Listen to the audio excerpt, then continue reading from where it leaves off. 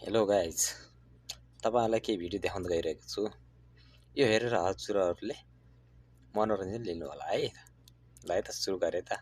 एकछिन हेर्नु साँच्नुहोस् है त, कस्तो हुन्छ प्रतिक्रिया दिनुहोस् है त। बतासै नछिर्ने बनाइसक्यो। ल ग्यास राखेर सल्काइ हाल त यहाँ।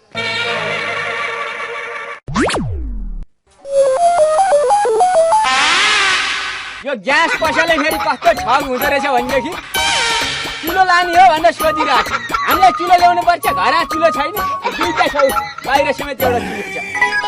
बरु यो सल्काउनुको कताबाट हो? एकछिनै ग्यास भनेपछि ग्यास लाइटर हेरेर थाहा हुन्छ नि त। ग्यास लाइटर धुवा गनाउँदैन के धुवा आएको गनाउँछ त। ग्यास लाइटर यहाँ कसरी बल्छ भन्दाखेरि यहाँ पाङ्रो हुन्छ है, नाकमा पोल्ला नाकमा। यो पाङ्रो यस्तो फ्याट्ट गर्दा पिलिक्क यसरी बल्छ होइन। यहाँ पनि एउटा पाङ्रो हुनु पर्ने। भिनाजु पाङ्रो चाहिँ बाटोतिर झार्नु भयो कि क्या हो? झरे छैन, काना हाल्दा सरासरी आएको हो। कहाँ झर्छ पाङ्रो? कतै न कतै यसको पाङ्रो चाहिँ हुनै पर्छ के। यतापट्टि छैन, कता राखेको छ पाङ्रो? कताबाट सल्काउने नि थाहा भएन बुढालाई।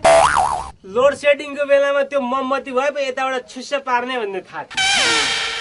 हेर न त्यहाँ थाहा पाइहाल्छु नि, थाहा नपाएर हो। त्यही कहाँ सल्काउने भन्ने त म हेरिरहेको छु नि। एकछिन सल्किन्छ, चुप्लाएर बस्। त्यहाँ कहाँनिर हो भन्दाखेरि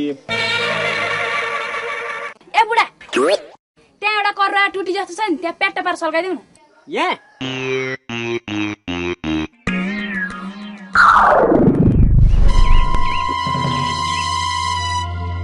बोल्यो त नजाने कुरा चाहिँ नबोल्नु नि। प्याच्चा प्याच्चा बिचा हेर्दै छु नि जान्ने मान्छेले।